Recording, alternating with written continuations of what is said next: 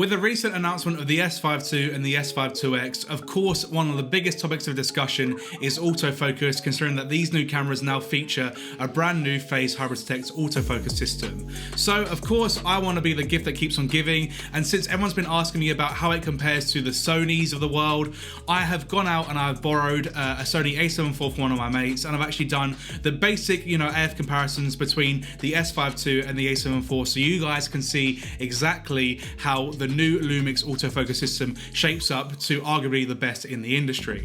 So what I've done is done all of the normal AF comparisons that you'd normally see in these sort of videos, both with the S5 II and the A74, and I've tried to keep it as fair a test as possible. So I've used similar lenses on both systems. So I've used the 24mm 1.8 on the Panasonic, and I also use the Sony G Master 24mm f1.4, and then I've also used the Sigma 2870 on the Lumix and also the Tamron 2875 as well on the Sony, because those two lenses compare up quite nicely. And of course I want to show you guys how the AF systems compare with third-party lenses too, since of course there's a lot of people that like to shoot with Sigma and Tamron glass.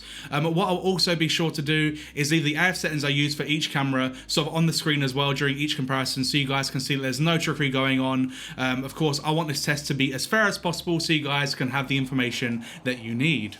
Okay, so starting off with the classic walk up to the camera and away from the camera test. And as you can see here, both cameras do very well, and they're both on just the default settings out of the box here, and they both do a great job. Okay, so stepping out of the frame and into the frame. So this is the S5 II with the default settings out of the box, and as you can see, pretty accurate. And then the A74, it struggles a little bit here and then grabs me, like you can see just here, a little bit weird. And then this next test was just to see how well it would actually hold a subject in focus using the single point AF mode. Of course, the subject in this case being a lens, and this is the S5 II with the default settings that will come with straight out of the camera. And then here's the A74, again, default settings out of camera, the same sort of deal. And again, this one does a really good job as well. So I think both cameras are pretty similar here. Both camera systems actually allow you to fine tune your autofocus settings by setting the AF speed and sensitivity. And this essentially will control how responsive or how sticky the AF system is. So that's really nice on both parts. The next examples were shot twice on each camera, once with the speed and sensitivity settings set straight in the middle, so that would be +0/+0 for the S5 and +4/+3 for the Sony. And I've also shot the same example again, but with the speed and sensitivity settings ramped all the way up to the max on both cameras too. So for the Sony that'll be +7/+5, and for the Lumix that'll be +5/+3.